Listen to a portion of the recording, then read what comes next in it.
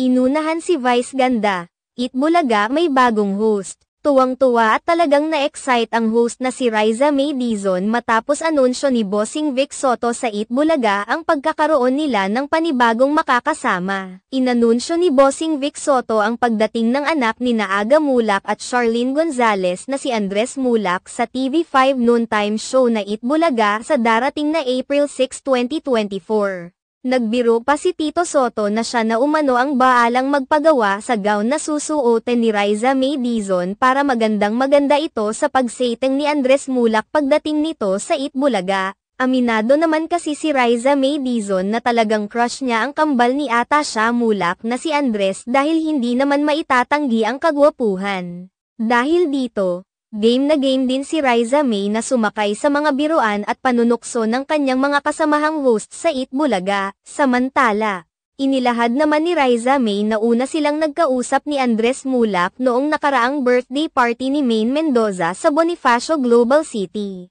Gayunpaman, aminado pa rin si Riza May na talagang excited siya ngayon makakasama na niya sa iisang programa si Andres. Maging ang ilang mga manonood ng Eat Bulaga ay labis ring na-excite sa pagdating ni Andres sa Eat Bulaga. Ilalabas ng Eat Bulaga ngayong April 6 ang National Barangay Day na siyang itatapat nila sa birthday celebration ni Vice Ganda at ang bonggang paglipat ng Eat Showtime sa main channel ng Kapuso Network. Tanong ngayon ng mga netizens kung magiging regular host din ba sa Eat Bulaga si Andres Mulak katulad ng kanyang kakambal na si Atasha Mulak. Kung sakaling papasok sa Eat Bulaga si Andres, nangangahulugan lamang na tila nabigo si Vice Ganda sa pag-asam na makakasama sa kanilang noontime show ang isa sa kambal na anak ni Aga Mulak. Matatandaan na sa isang vlog ni Vice Ganda kung saan kinapanayam niya si Aga Mulak sinabi nito na sana ay payagan ni Aga ang isa pa niyang anak na makasama sa kanilang noontime show ngayong nasa Eat Bulaga naman si Atasha.